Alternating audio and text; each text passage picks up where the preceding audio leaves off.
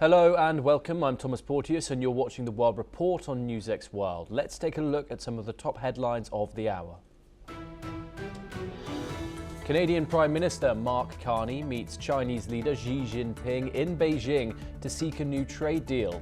The visit marks a major reset in negotiations after nearly a decade of strained Canada-China relations. Venezuelan opposition leader Maria Corina Machado says she presented her 2025 Nobel Peace Prize medal to President Trump during a White House meeting. The Norwegian Nobel Committee says the prize cannot be transferred, and Trump praises the gesture but still does not endorse her. Denmark says any US acquisition of Greenland is out of the question and violates international law and sovereignty. The statement comes after the White House says European troops have not changed Trump's goal to acquire the island. Trump announces the creation of a board of peace to oversee efforts to end the war in Gaza. The White House says the body will focus on diplomatic and security steps towards stability. US officials warn Iran at the UNSC that all options remain on the table after a deadly crackdown on protesters. Activists say more than 2,600 people have been killed as Iran maintains an internet blackout. Israeli strikes kill at least 10 Palestinians in Gaza as the US says ceasefire talks have moved to a second phase. Health officials report a 16-year-old is among the dead after homes in Deir el-Bala are hit. European soldiers begin arriving in Greenland to boost security after talks reveal a fundamental disagreement with the United States. France, Germany, Norway and Sweden are taking part in the deployment. President Trump threatens to invoke the Insurrection Act to deploy US military troops to Minnesota to quell protests after ICE action. The warning follows clashes in Minneapolis after a federal agent shot a man in the leg, and protests surged after a previous fatal shooting by an ICE officer. New Zealand has joined the growing list of countries which has suspended its embassy operations in Iran. The New Zealand government has also flown out its staff amid fears of a potential US strike in the country. European airlines, including Wizz Air, Lufthansa and British Airways, also continue to avoid Iraqi and Iranian airspace. These airlines are instead opting for routes over Afghanistan and Central Asia to mitigate risks associated with ongoing tensions in Iran and the Middle East. Iran closed and then reopened its airspace after nearly 5 hours on January the 14th amid fears of a possible military action between the US and Iran that forced airlines to cancel, reroute or delay flights. Joining us now is Professor Rohan Gunaratne. He's an international affairs expert. He joins us live from Singapore to discuss this further. Professor Gunaratne, always a pleasure to talk to you. Of course, New Zealand, the most recent country out of a plethora of countries which have suspended operations of their embassy in Tehran. What kind of message does this send to the Iranian regime?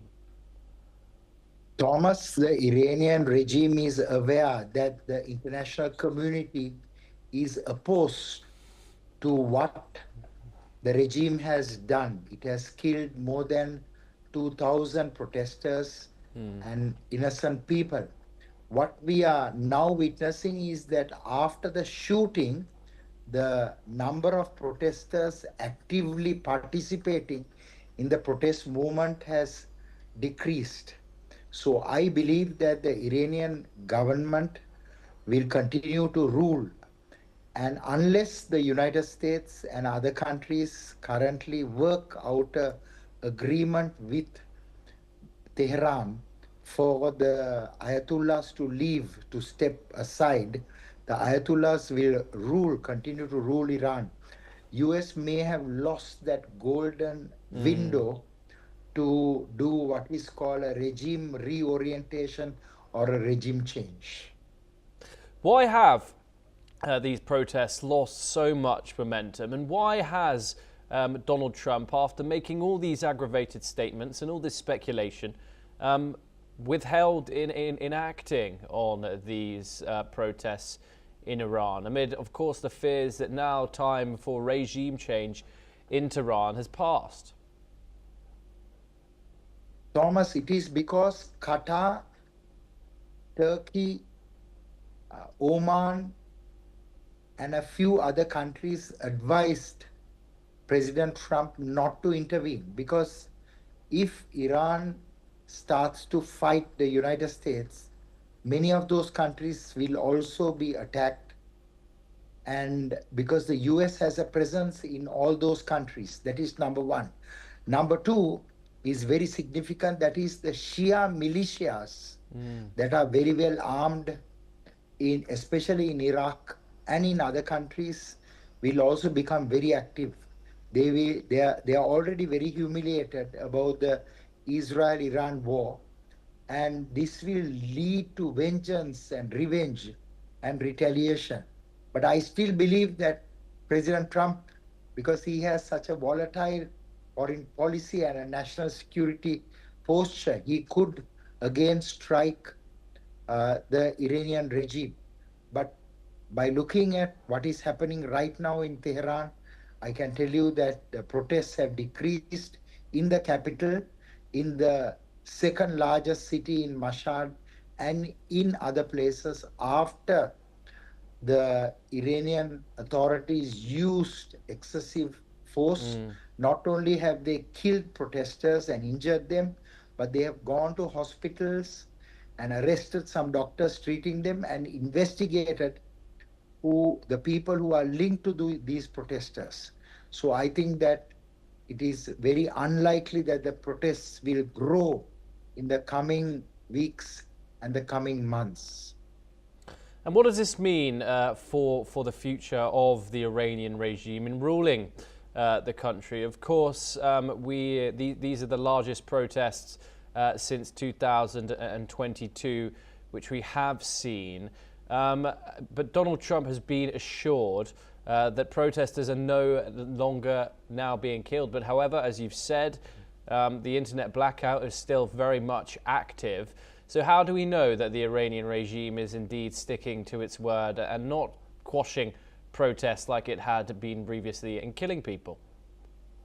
Iranian regime has publicized that it is not killing protesters, but all the evidence indicates that it continues to, its elements on the ground continues to shoot protesters, use live ammunitions. But so I believe that it is unlikely that the protests will grow again to the size that we have seen recently. With regard to the internet blackout, we have seen that Elon Musk has restored the Starlink satellite access so that people can, from time to time, upload photos and videos. So I think that there will be a huge social media campaign against the Iranian regime, and also these protests will take place outside Iran against the Ayatollahs. And these factors may prompt again President Trump and the United States to intervene in Iran. So the next few days are very crucial, because we have also seen the movement of some naval assets to the Red Sea and the waters around Iran.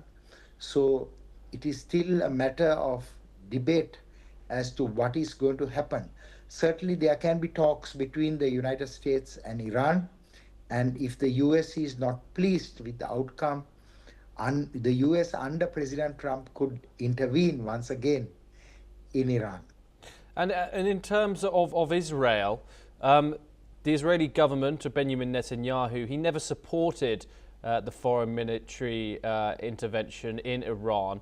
However, they did signal and release a statement in support of the protesters. How will the Israeli government be feeling now that US intervention at this time seems less and less likely?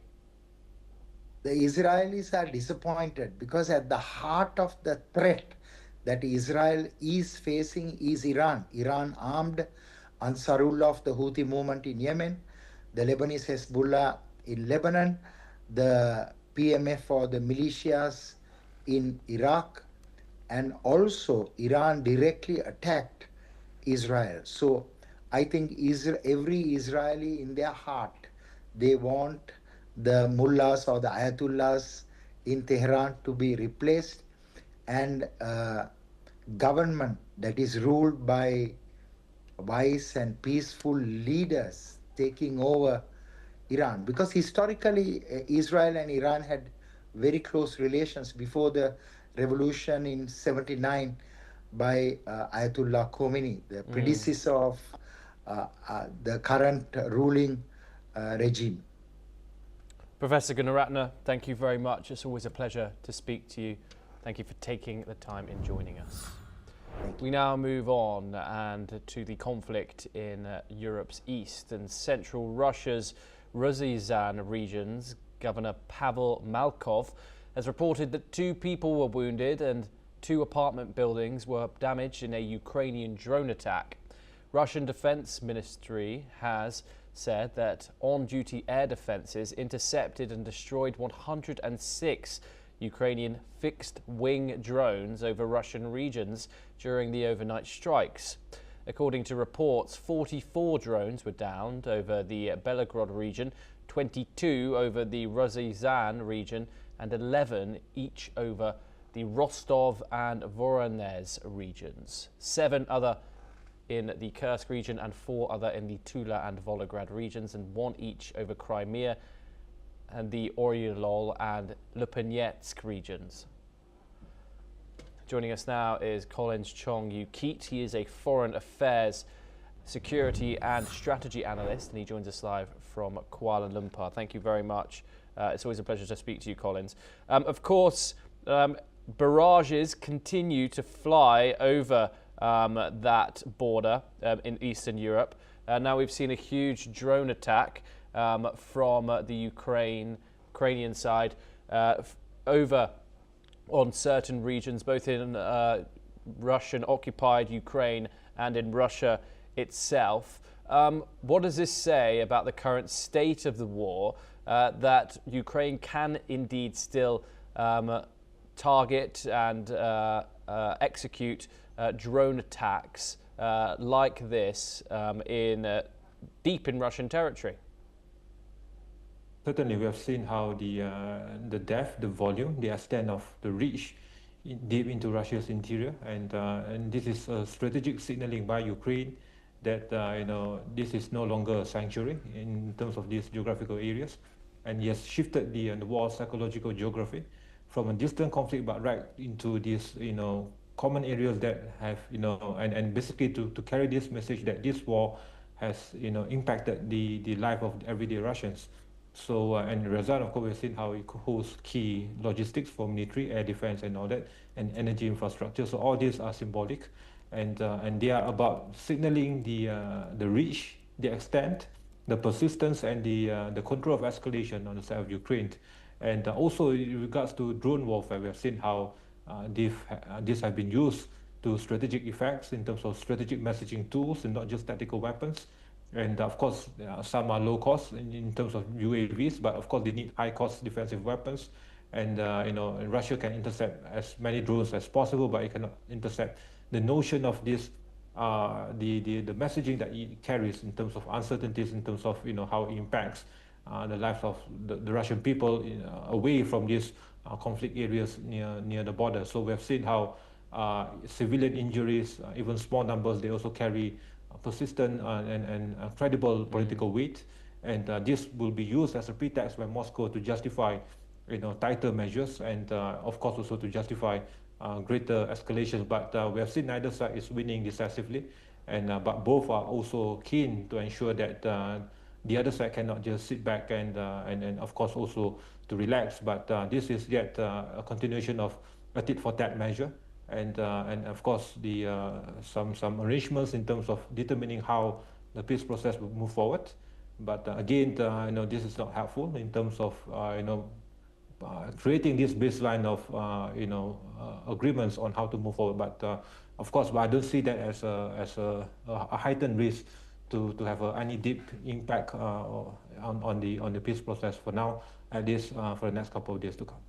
Well, Collins, let's move over to diplomacy now. And of course, this follows just a day after President Donald Trump blamed Volodymyr Zelensky once again, saying that that the Ukrainian president wasn't ready for peace. Today, in which Zelensky responded and said that Ukraine is not an obstacle to peace, pushing back against these comments made by President Donald Trump. The United States' support for Ukraine still technically remains, but of course Donald Trump has taken a staunchly opposing or differing way of tackling this in contrast to his predecessor. Macron even says France is now providing 2/3 of the intelligence to Ukraine, which was previously given by the United States. How are we in these peace talks right now, and where does Ukraine and Russia stand when it comes to the favorability of Donald Trump? Well, Zelensky will have to do more. Definitely, we have seen how he is also partly to blame in terms of this resistance, the stubbornness, to move forward and to show restraint, and of course, he's also seeing how the extent of President Trump's support, and to also compare that with the intent or the readiness of the support from Europe, and in terms of how the European deterrent capacity can match any possible downsides in terms of the withdrawal of US support under President Trump.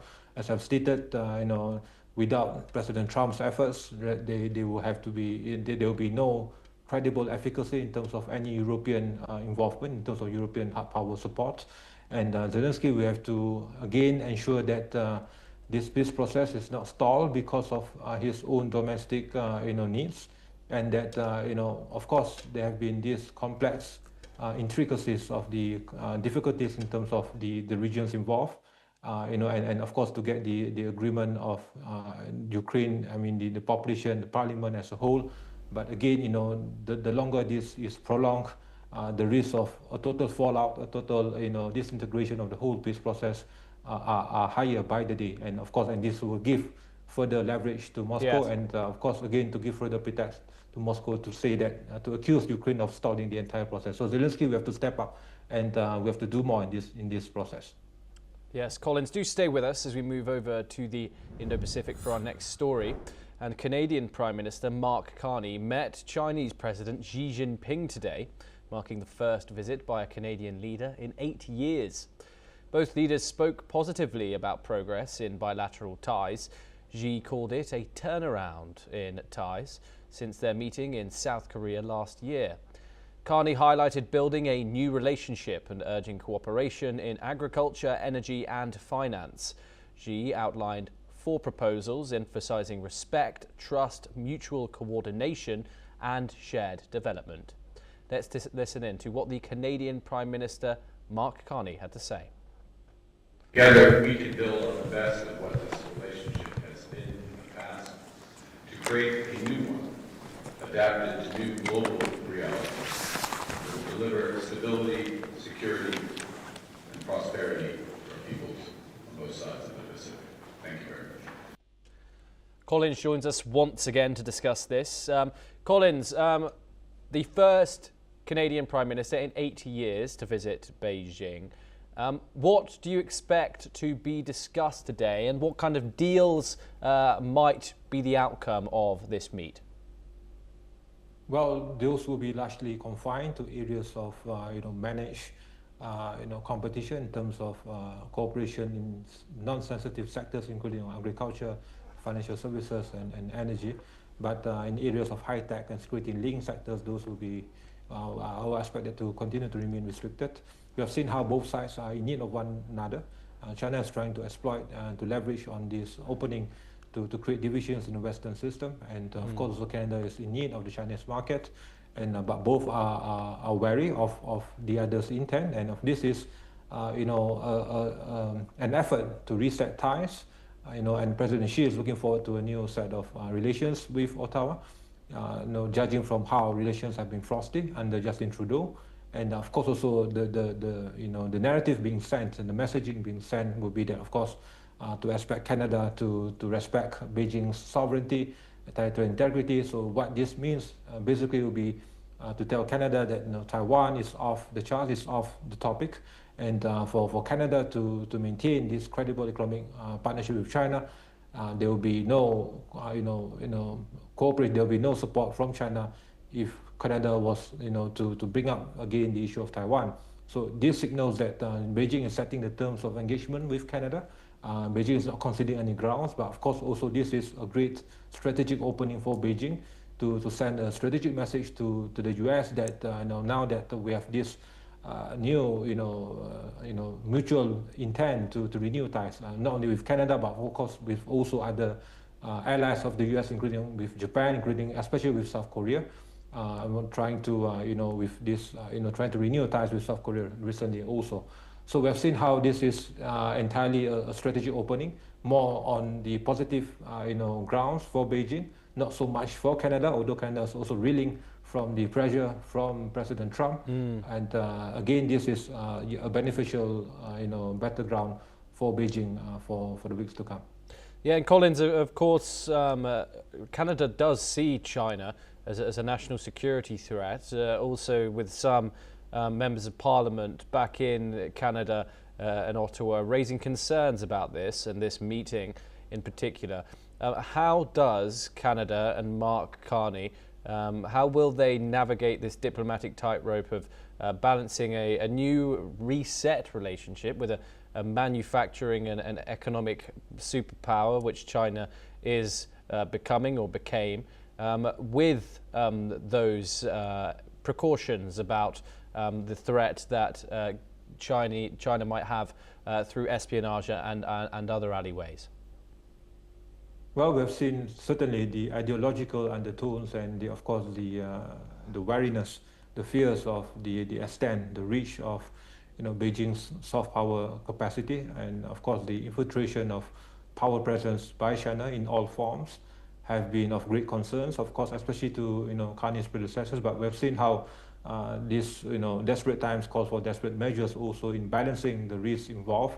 And Carney is well aware of the risk, but he's also well aware of the need to have this dependable and needed fallback option. Of course, with the case of China, and as part of the friend-sharing efforts to uphold and to enhance the resilience of the supply chain in terms of energy security, in terms of also providing this needed economic fallback option for Canada.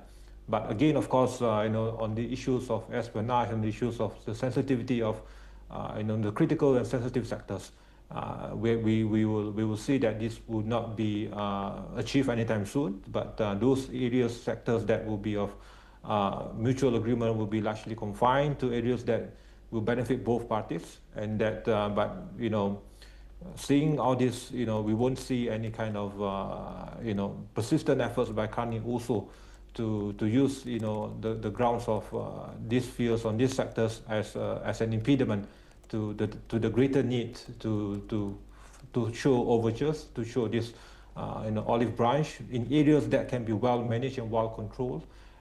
Seeing how this will be critical for the next phase of the economic rejuvenation of Canada as a whole. But to China, it is a two-pronged benefit, of course, from economic point of view, but as well as the strategic narrative point of view, to show to the Western world that there's this new breakthrough for Canada and China, especially with regards to Canada's status in the Western Hemisphere. Collins Chong-Yu Keats, thank you very much for taking the time and joining us. It's always Thomas. Pleasure to talk to you. We now move on, and the Japanese Prime Minister, Sanai Takaichi, has stated that Japan and Italy have agreed to enhance economic security cooperation as well as supply chains of minerals. The agreement comes as Takaichi hosted Italian Prime Minister Giorgia Meloni in Tokyo today. Takaichi added that the two nations upgraded their current strategic partnership to a special strategic partnership to enhance ties in various fields, such as security and culture. The meeting comes after Meloni began a 3-day visit to Japan as the two group of 7 nations mark the 160th anniversary of the establishment of diplomatic relations.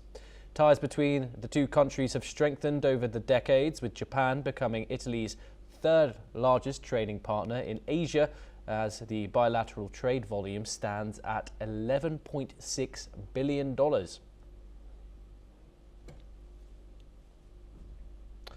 Now we move on, and Netflix and Sony Pictures Entertainment have reached a new agreement that would bring films such as Spider-Man Beyond the Spider-Verse to streaming giants' customers worldwide after they play in cinemas. Under the multi-year agreement, Netflix will become the exclusive streaming destination of Sony Pictures films following their theatrical runs and video-on-demand releases for the first 18 months, after which they will go to Disney.